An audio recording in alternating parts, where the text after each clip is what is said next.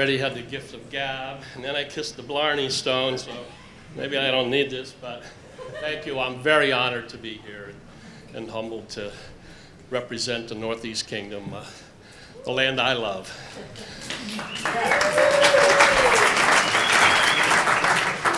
I've been self-employed all my life, innovating and inventing things and helping others that do so.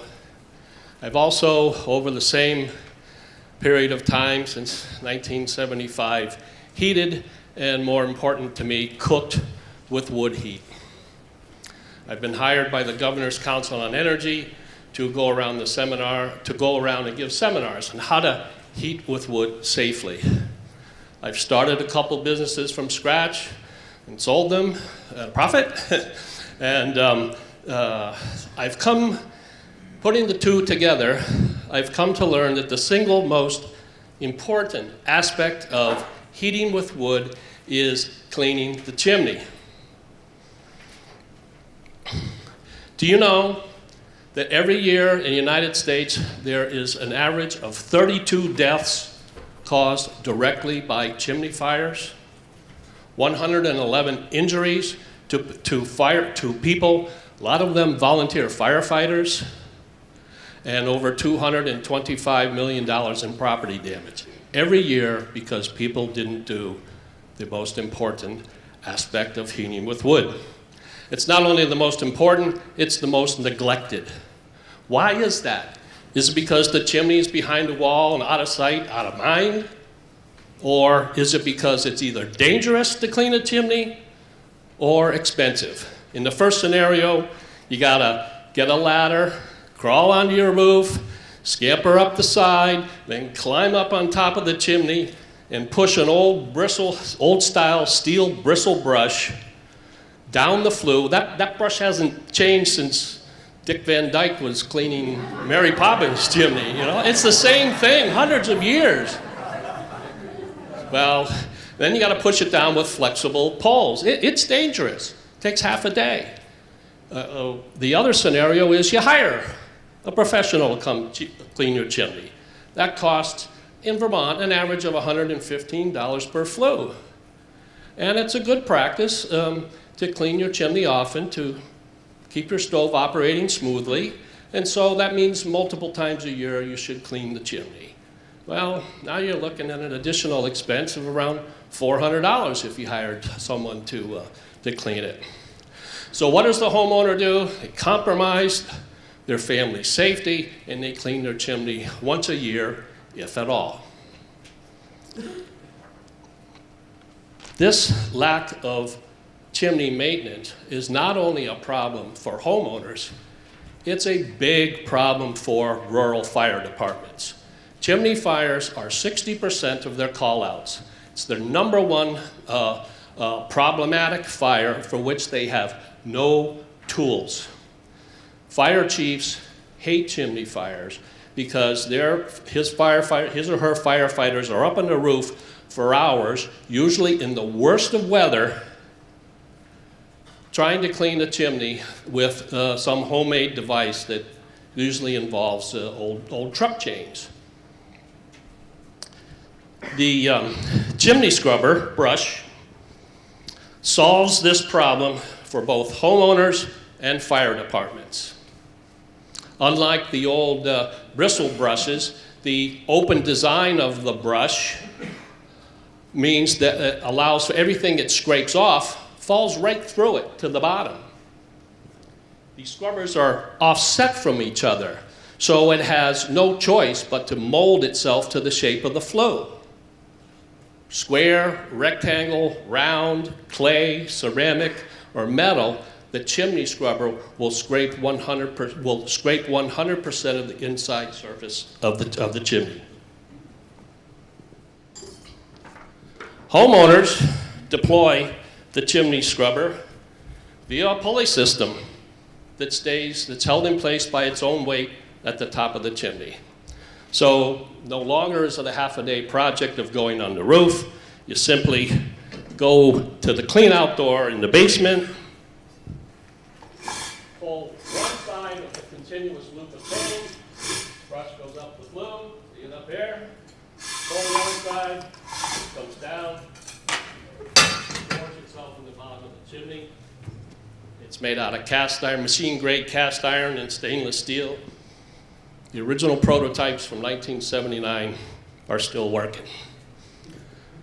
Fire departments deploy the chimney scrubber just as easily. They put a 10-pound weight on one end, chain on the other, and when they respond to a chimney fire, all they have to do is throw this down the burning flue, and it scrapes all that burning creosote to the bottom of the chimney where it can be handled easily. The fire chiefs love this system for its safety, number one. It's convenient because it packs and stores well, for its speed, and for its effectiveness. It scrapes 100% of that burning creosote down in 1 or 2 passes. There's good profit in making the chimney scrubber. It has only a 28% material cost and a 6% labor cost. Let's do some math. There's 5.7 million homes in the United States that heat with wood. That's $3.4 billion market. There's 26,000 fire departments that need this chimney scrubber kit of mine. That's a $35 million market. I'm looking for $250,000 to take this business out of my garage into a more professional thing where I can receive truckload deliveries of material and market to more targeted areas. I have sold 1,000 of these kits to homeowners so far. I have 400 fire departments that swear by my kit as the best tool they've seen in many years. Last year, I grossed $154,000 by selling chimney brushes, and with your investment, in 3 years, I'll take that to $1 million. After 3 years, I plan to exit by selling the business, because I have a couple other inventions and a golf course I want to build. And I'll let someone else take it to yet another level. Maybe that investor is sitting in the audience right now. I hope to meet you. Thank you. Thanks, Matt.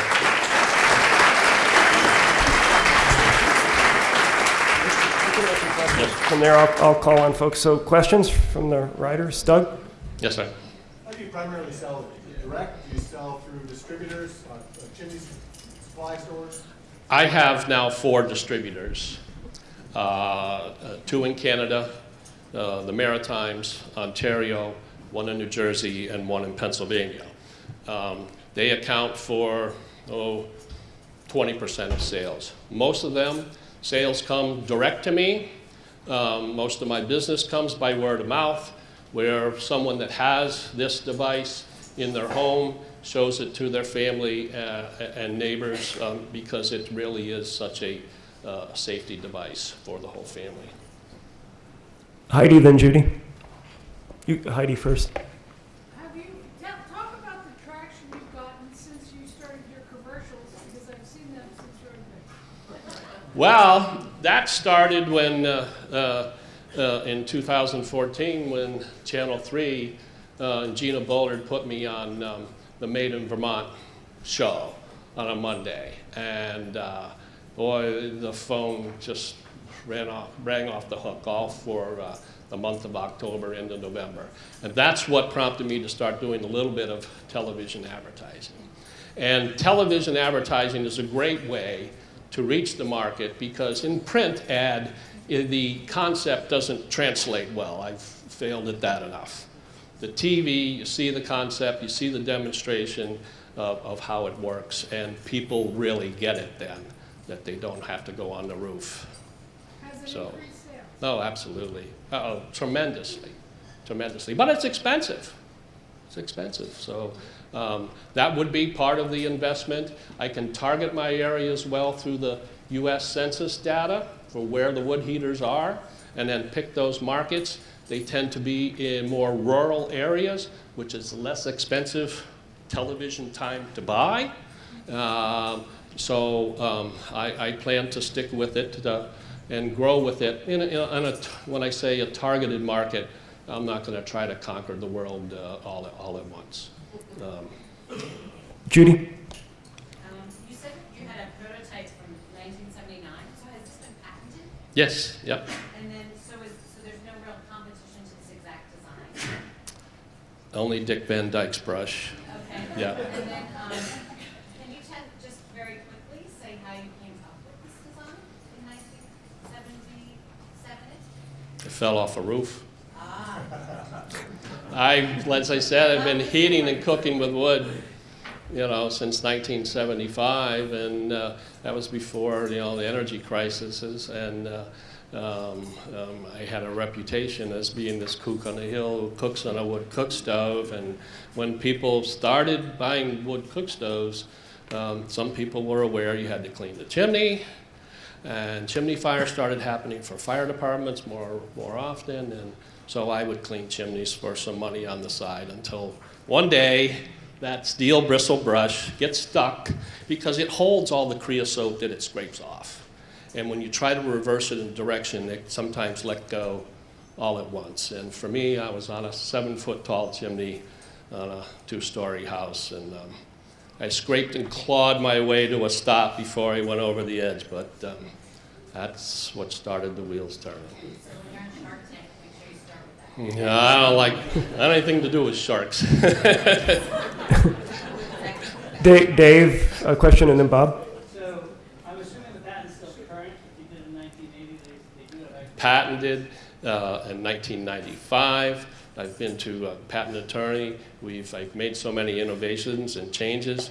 So it's getting refreshed as we speak here. So have you thought about licensing versus doing things like that? I have. I've given it serious thought because once fire departments discovered my brush as a useful tool, they started telling me the size of the problem they have with chimney fires, how dangerous it is for firefighters.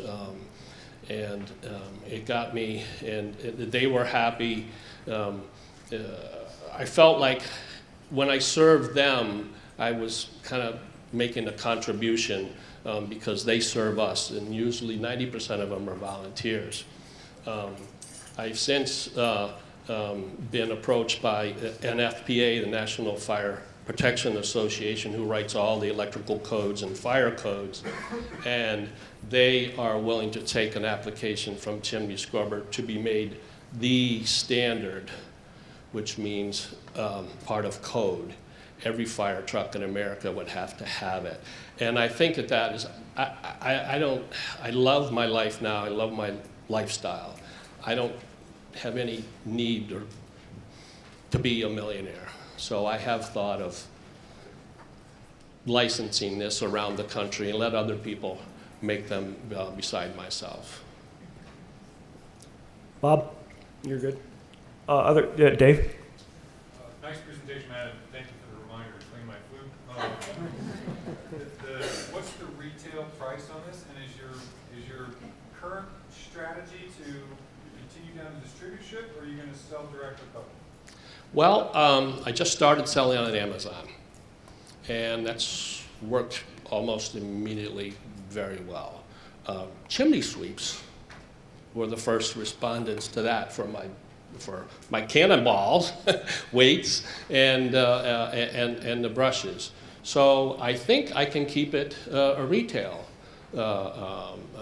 Word of mouth is so good, and I think I can sell direct. It translates online well with video. So that's the plan, I think. What's the price point to buy? They're $500 for a homeowner. They're about $1,000 for the fire departments. It has, I think I'm at a good price point. It's not cheap, but if you pay someone to clean your chimney, it has a very fast payback, and for fire departments, they think it's money well spent. It hasn't proved too expensive.